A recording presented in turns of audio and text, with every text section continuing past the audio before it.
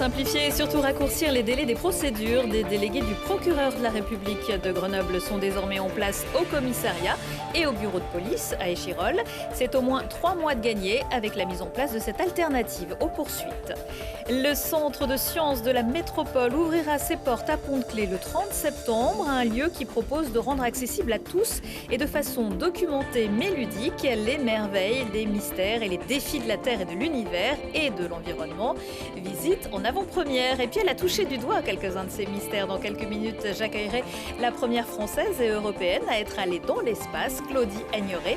La scientifique décollera ensuite vers Limbin et Saint-Hilaire-du-Touvet pour la 50e Coupe Icare dont elle est la marraine.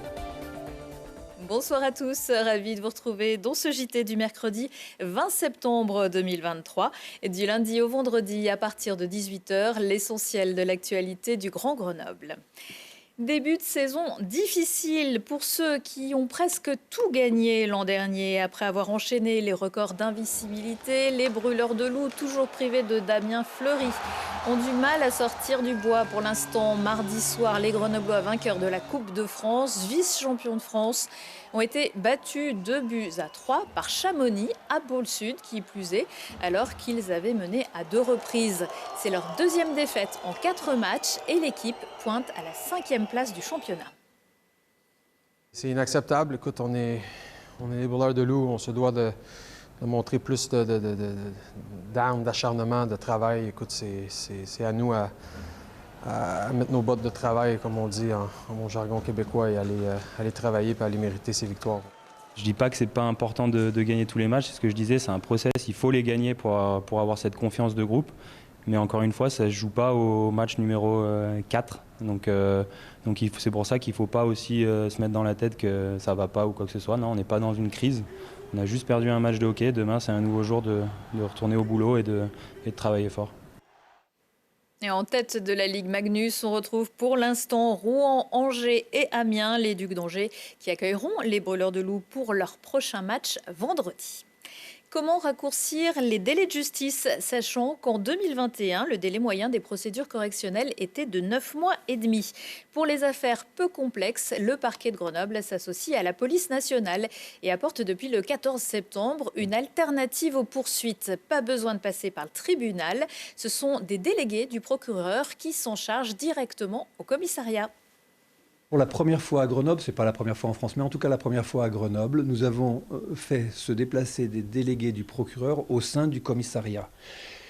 Il a été convenu, et ça va être valable pour 300 dossiers dans un avenir proche, de convoquer des mises en cause dans des dossiers de vol à l'étalage, de petits vols, dans des affaires de non-paiement de pension alimentaire, dans des affaires d'urbanisme par exemple également, devant donc des policiers pour audition. Donc, dans la suite d'une enquête. D'habitude, une fois que le policier a fini son travail, le dossier est envoyé au tribunal. Ça peut prendre 2-3 mois. Une fois qu'on reçoit le dossier, la personne est convoquée devant un délégué du procureur, donc ça prend du temps. Et là, nous avons décidé donc de raccourcir considérablement la chaîne et de faire que le délégué du procureur, dès que le policier a fini son audition, voit le mis en cause et lui notifie ce qu'on appelle, nous, dans notre jargon, une alternative aux poursuites. C'est-à-dire, vous n'allez pas aller devant le tribunal, mais vous allez payer une contribution citoyenne de 50 €, 100 € plus. Mais c'est un sujet sensible, en fait, même pour la justice, parce que la justice se rend au palais de justice. Et donc, que la justice vienne se rendre au sein d'un commissariat de police, voilà, ça suscite des réactions. Certains sont pour, certains sont contre. Ça change donc une accélération des délais. À mon avis, on gagne 4 mois. Donc c'est quand même une bonne chose, puisque nos concitoyens se plaignent d'une justice qui est toujours trop lente. Voilà, donc là, on l'accélère et c'est plutôt une bonne chose. Et puis les policiers sont très motivés parce qu'ils voient tout de suite la suite de leur travail. Mais le dossier ne sera classé qu'à condition qu'il n'y ait pas de récidive dans les 6 prochaines années. Il n'y a pas que la taille du journal qui diminue au Dauphiné libéré, les locaux aussi. Le plan d'économie globale prévoit la fermeture de 2 agences du Sud-Isère, Grenoble et Voiron. Une quarantaine de salariés pourraient intégrer le siège de Verret. La direction aurait aussi proposé un espace de coworking au centre de Grenoble. Une délocalisation qui n'est pas actée, mais qui permettrait de réaliser une économie de 400 000 € par an. Alors que le journal, comme d'autres titres de presse, connaît une crise. Quitter la ville qui a vu naître ce journal serait désastreux pour les syndicats. Ils craignent aussi une dégradation de leurs conditions de travail et l'éloignement des territoires. Décollage imminent, J-10 avant l'ouverture de Cosmocité. 10 ans après le début du projet, l'inauguration de ce centre des sciences de la métropole de Grenoble est prévue le 30 septembre à Pont-de-Claix. Un lieu qui vous entraînera au milieu des étoiles, sur la banquise ou au centre de la Terre et où l'interactivité avec le public a été privilégiée. Camille Avon a pu le visiter en avant-première. Pour ceux qui ont la tête dans les étoiles, le centre de sciences Cosmocité situé à Pont-de-Claix est fait pour vous. Un projet créé avec la métropole de Grenoble, réchauffement climatique, création de l'univers ou encore évolution humaine, plusieurs thématiques sont abordées, de quoi mettre la science à la portée de tous. Et il était important aussi d'expliquer ce qu'était la science, parce que nous hébergeons sur notre territoire beaucoup de scientifiques, mais évidemment beaucoup de gens qui ne sont pas dans ce domaine-là. Et c'est important à une époque où il y a beaucoup de fake news, où la science est sans arrêt contredite, c'est important d'avoir un lieu repère, un élément, un lieu structurant où l'on parlera de diffusion de la culture scientifique, technique et industrielle. Mais pour vous mettre des étoiles plein les yeux, Cosmocité a vu les choses en grand avec 2 plateaux d'exposition portant sur la Terre et l'espace, une salle pour les enfants, une salle immersive et enfin un planétarium de 80 places avec un dôme de 13 mètres de diamètre. Film ou bien séance animée, une programmation est mise en place pour que les visiteurs puissent réserver leur place. Pour l'espace d'un instant, visiter notre système solaire à bord de notre fusée imaginaire. C'est une technologie qui n'est pas très répandue dans notre région et justement qui permet une exploration assez remarquable en termes d'immersion. On a l'impression d'être dans l'image, de se projeter, de vivre l'image. Et c'est vrai que ça peut permettre une autre façon d'apprécier un sujet de science avec lequel a priori on n'aurait pas forcément, pour lequel on n'aurait pas d'intérêt ou on pourrait avoir aussi de la réticence. Pour collecter tout ce savoir, Cosmocité travaille avec des équipes de recherche grenoblois spécialisées dans ce domaine. Des médiateurs scientifiques sont aussi présents tout au long du parcours pour vous éclairer sur différents sujets. Et même les plus grands de cet univers ont leur place à Cosmocité. Quand on est passionné d'astronomie, des planètes, des étoiles, évidemment qu'on pense à Thomas Pesquet. Et c'est d'ailleurs à lui, et avec son autorisation, que le parvis devant le Cosmocité portera son nom. Alors si vous aussi vous rêvez de décrocher la Lune, venez faire un tour dans les étoiles. L'esplanade Thomas Pesquet qui sera inaugurée le 30 septembre lors d'un après-midi festif et gratuit avec aussi des animations scientifiques et culturelles, des concerts et un envol de luminéoles, des cerfs-volants éclairés par LED. 20 ans avant l'ingénieur aéronautique normand, en 1996, c'est une médecin docteur en neurosciences qui décollait de Baïkonour pour son premier vol dans l'espace pour un séjour dans la station russe Mir. Un deuxième vol suivra 5 ans plus tard vers la Station spatiale internationale. Elle a également été ministre. Je suis ravie d'accueillir dans ce JT Claudie Aigneret. Bonsoir. Bonsoir. Merci beaucoup d'avoir accepté notre invitation. C'est une première pour Télé Grenoble puisque nous n'avons jamais reçu de voyageurs de l'espace. Vous êtes en Isère parce que vous êtes la marraine de la 50e Coupe Picard, la grande manifestation autour du vol libre qui se déroule depuis aujourd'hui et jusqu'à dimanche à Saint-Hilaire-du-Touvet et Limbin. Vous participez également au jury des Icars du cinéma. On va y revenir, mais évidemment, puisque vous êtes là, on a aussi envie de parler un peu d'espace avec vous. Un peu plus de 20 ans après cette expérience incroyable, l'émission Cassiopée, Andromède. Alors évidemment, je vais vous demander quelque chose d'impossible, mais quels sont les souvenirs les plus marquants que vous conservez ? Merci de m'accueillir et puis d'avoir un si beau sujet que l'ouverture, l'inauguration de Cosmocité, voilà, qui permet justement d'embarquer un public de tous âges sur ces sujets du spatial. Alors oui, j'ai eu la chance, le privilège de faire 2 missions spatiales et je dis souvent que j'en avais rêvé quand j'étais enfant et qu'en fait la réalité de ce que j'ai ressenti, de ce que j'ai vu par le hublot, de la façon de se déplacer en microgravité, c'était encore plus beau que ce rêve. La réalité était encore plus belle. Et j'ai toujours grand plaisir à le partager aussi ce regard sur notre planète. Et j'ai grand plaisir à être à la Coupe Icare aujourd'hui parce que justement c'est une façon de se mettre à distance, de aussi repousser un petit peu les limites de notre zone de confort pour tester un petit peu des sensations, des perceptions. Et très envie de le partager. Et quand on me pose cette question, j'ai souvent du mal à trouver les mots. Parfois, ce sont les images qu'on ramène, les images qu'on transmet qui vont donner cette émotion. Et je suis très heureuse de pouvoir voir ce festival de magnifiques images avec la Coupe Icare Cinéma. Et ça va commencer dès ce soir. Oui. Il y a une image aussi qu'on a tous pu partager avec vous, parce que depuis les premiers pas de l'homme sur la Lune en 1969, et vous, votre premier vol, là, il y avait des caméras embarquées partout. On vivait presque avec vous. Et j'imagine que vous vous souvenez sans doute de ce moment. On va regarder. Tout va bien, ma puce. Je suis heureuse que tu sois là, que tu me vois. Regarde, on est bien arrivé avec Victor, avec Constantin. Mais comment tu as arrivé à rentrer dans ta maison? On a frappé à la porte et ils nous ont ouvert la porte et on est rentré. Et tu nous vois maintenant, on est dans la station. C'était très beau le voyage pour venir ici. Et on t'embrasse. Merci mon ami. Au téléphone.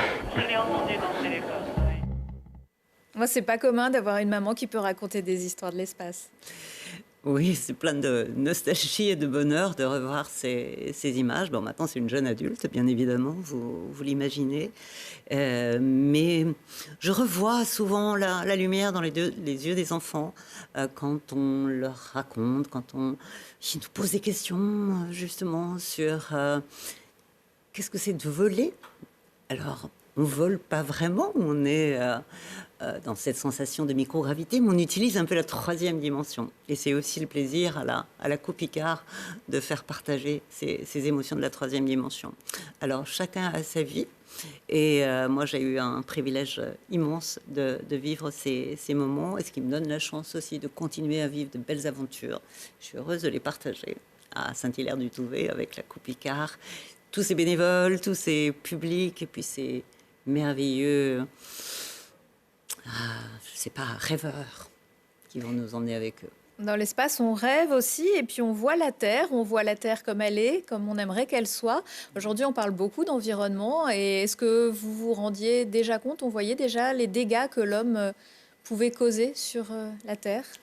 Alors, vous avez raison de dire que cette prise de distance, c'est ça qui nous donne cette conscience, je dirais, écologique. On s'aperçoit, cette planète porteuse de vie, sa beauté, sa poésie, mais aussi sa fragilité, cette très très mince couche d'atmosphère, le cosmos noir et hostile tout autour, et puis la vulnérabilité. On voit les incendies, les feux de forêt, les éruptions des volcans. Et Thomas Pesquet le disait encore dans son dernier vol, on en voit de plus en plus souvent et de façon de plus en plus aiguë et importante. Donc bien évidemment, on témoigne aussi avec nos yeux qui ont vu ces distances. Il y a les yeux des satellites qui montrent des données qui nous sont si utiles pour comprendre comment on peut prévenir, anticiper, mieux analyser. Et puis, c'est vrai que l'émotion, la vision, ça nous fait prendre conscience de notre responsabilité en tant qu'humains par rapport à cette planète et à préserver effectivement la beauté de la planète, préserver cet environnement et puis préserver peut-être un petit peu plus loin, parce que les destinations à venir dans le domaine du spatial, ça va être la Lune avant d'aller jusqu'à Mars. Et là aussi, on doit garder cette responsabilité d'être des préservateurs de ces beautés. Mais justement, la Lune, alors on parle beaucoup de nouveaux acteurs de l'espace, plutôt privés. Est-ce que la France, elle n'a pas un peu raté le train du voyage? Alors, je mets la France au sein de l'Agence spatiale européenne et de l'ensemble des pays européens, voilà, qui ont cette dimension de participer à l'exploration. Alors, Thomas Pesquet est un des astronautes de l'Agence spatiale européenne, et tout le monde sait qu'aujourd'hui, Sophie Adno... Voilà, Sophie Adno qui a été nommée astronaute en novembre 2022, on attend son départ. Qui a rejoint l'équipe, et c'est une jeune femme formidable qui a rejoint l'équipe des astronautes européens. Alors, c'est vrai qu'aujourd'hui, on n'est plus dans le monde où il y a seulement ces agences spatiales qui définissent les programmes et qui les gèrent. Il y a bien sûr des acteurs privés, que tout le monde connaît, Elon Musk et SpaceX, mais Jeff Bezos et d'autres. Et il y a effectivement une forme d'émulation, voire un petit peu de compétition, avec beaucoup d'agilité, de rapidité dans les prises de décision. Alors peut-être que l'Europe n'a pas poussé suffisamment avec toute l'ambition, mais elle est en train de se rattraper. Et il y a des décisions importantes qui vont être réfléchies à la fin de cette année, un grand sommet important de l'Agence spatiale européenne. Vous le savez, la France est un des contributeurs majeurs de ce qui se passe au niveau de l'Europe. Donc voilà, nous sommes tous très intéressés par développer cette ambition pour être là dans l'exploration, l'expansion de l'humanité et puis de tout ce que l'espace nous apporte à tout un chacun dans notre vie quotidienne. Mais là, parlons un petit peu de l'humain dans ces aventures. Et l'humain, on espère qu'il y aura d'autres femmes candidates à partir dans l'espace. Pour l'instant, c'est encore difficile. Ça bouge. On est passé de 10% de candidates à 25% dans la dernière sélection et à près de 50% aujourd'hui dans les corps d'astronautes des différents pays. Donc ça bouge. J'espère que... Voilà, peut-être j'ai été un petit peu un exemple à un moment donné. Samantha Cristoforetti, astronaute de l'Agence spatiale européenne également. Si ça permet de montrer aux jeunes filles et puis aux jeunes gens que...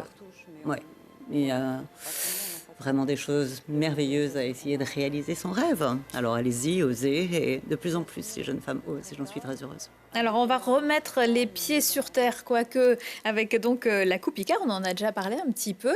Pourquoi est-ce que vous avez accepté d'être la marraine de cet événement?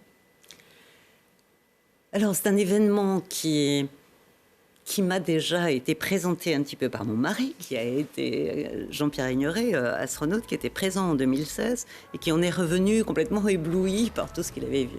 Ensuite, j'ai compris que c'était vraiment quelque chose de formidable au niveau d'un territoire, avec ses bénévoles, cette équipe. On est à la 50e édition, il y a un monde fou qui sera présent, du cinéma, des animations, des simulateurs, des moments pour les enfants, et puis tous ces...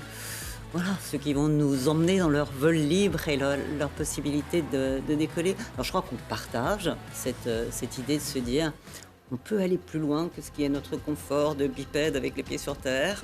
On peut prendre de la distance, regarder autrement les choses. Donc j'avais envie de voir ça, j'ai envie de voir les images dans la Coupe Icare Cinéma. Puis c'est des moments de fête où on se retrouve, où on partage des émotions, des étonnements, de l'émerveillement.